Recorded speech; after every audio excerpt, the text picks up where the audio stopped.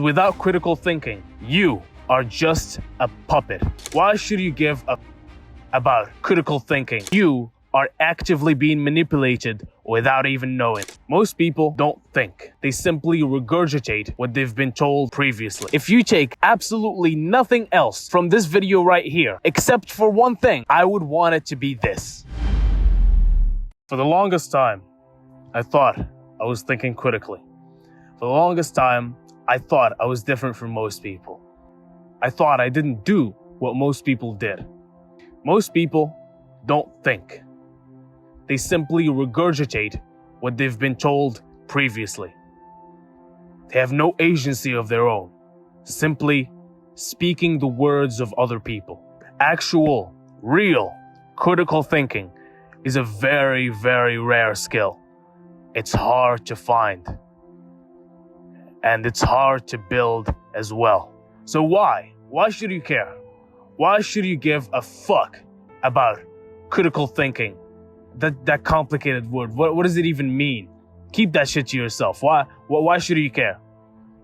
I'll tell you why. Because without critical thinking, you are just a puppet to be controlled by people like me, who own and control the flux of information. Everything that you see here has been carefully curated to give a certain message. And that's not just me, that's every single media you have ever consumed in your entire life. And if you're not aware of that, and if you're not critically thinking and assessing the things that you are seeing in every form, then you are actively being manipulated without even knowing it. Critical thinking is important because it helps you make good, well-informed decisions in every single aspect of your life. I'm talking personal, work, professional, anything.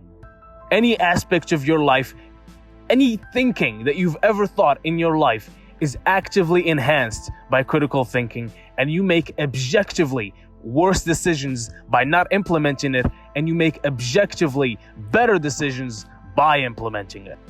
But actually, what I believe is the most valuable thing about critical thinking, the best advantage that it gives you, is the amount of insane power that you begin to hold.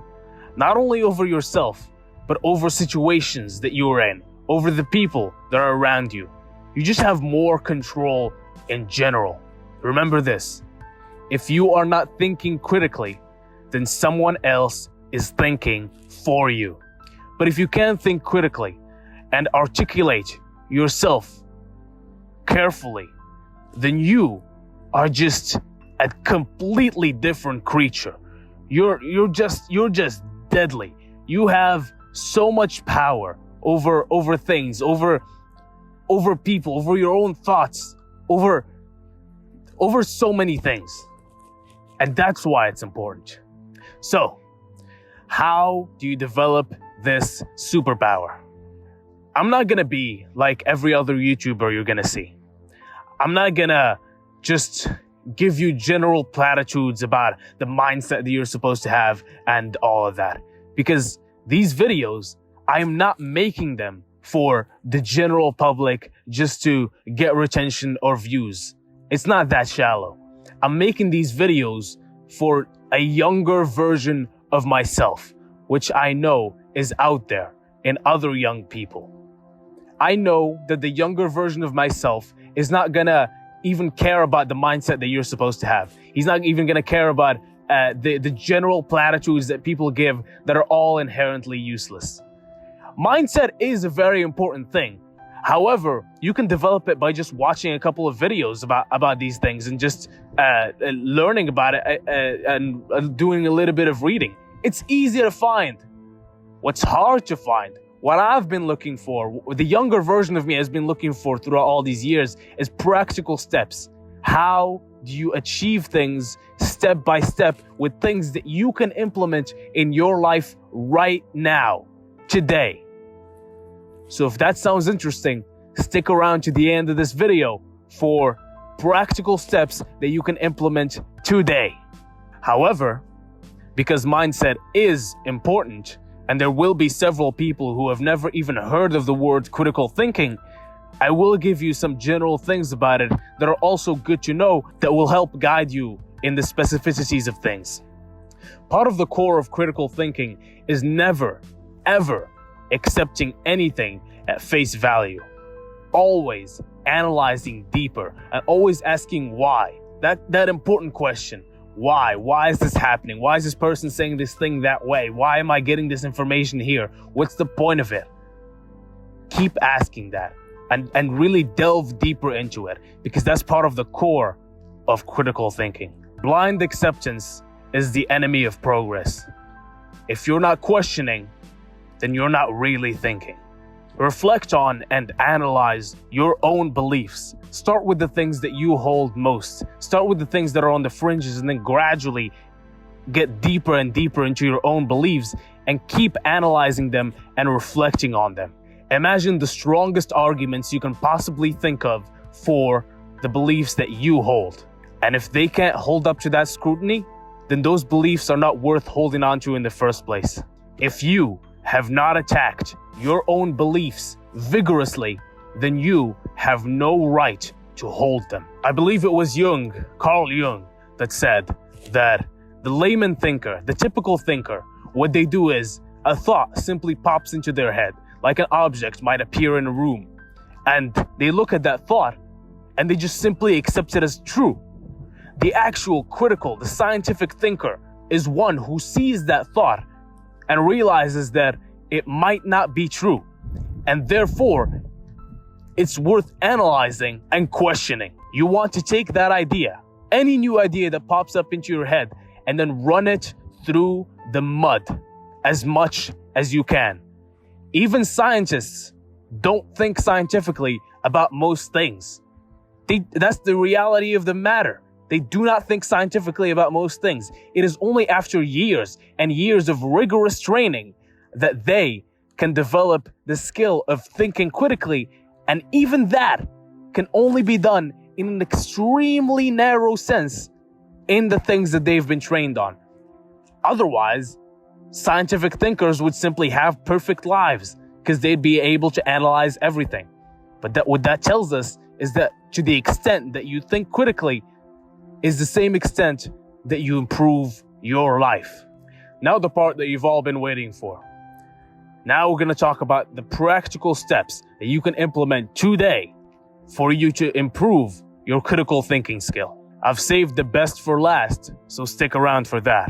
Engage in debates. Seek out debates. See the people in your life and realize that you have beliefs that they fundamentally disagree with, and take those beliefs and argue about them. Debate about them in a respectful manner. I might make a video about how to debate and stuff like that, but that's for later.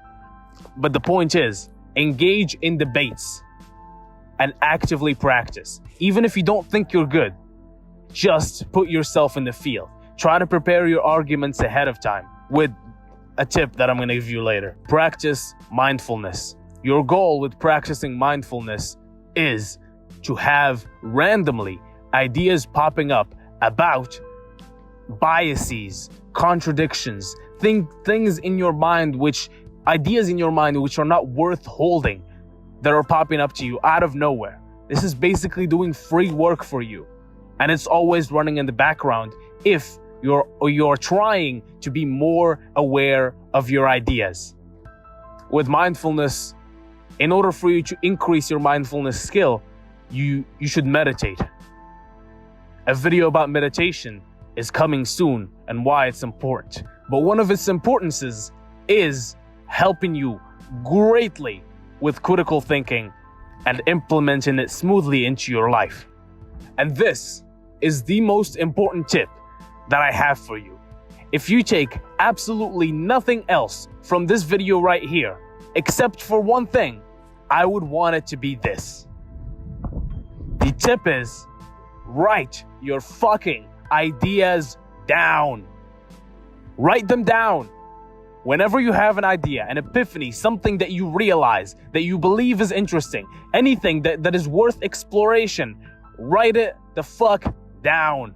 It's always worth doing that because writing is the deepest form of thinking. You cannot go deeper. All the ideas are laid out for you, and it has a self-correcting mechanism. That self-correcting mechanism is that everything is laid out for you right there. You can see the contradictions with your eyes. For people like me, and this is, I believe, is a lot of people, especially if you can think in images like me, you can lay out ideas which inherently have contradictions between them, but not see that because the images are low resolution. They're lower resolution than writing. Writing is the deepest form of thinking, I repeat. So any contradictions that you may be unaware of right now will be revealed to you by writing down what you think. And it could be about absolutely anything and everything. It just has to be something that you are interested in. That's all. And make sure of that. If it's something that you're not interested in, don't write about it because you're lying to yourself and you're actively discouraging yourself from writing, which is the exact thing that schools do that make you hate writing. It's the reason why this advice has probably turned you off. But believe me, if you actively implement it into your life and start writing down the things that you believe, so many avenues are going to be opened up to you and you might not even know where it came from. And it will be from this, writing down your ideas. That's all I have for you today. Have a wonderful day.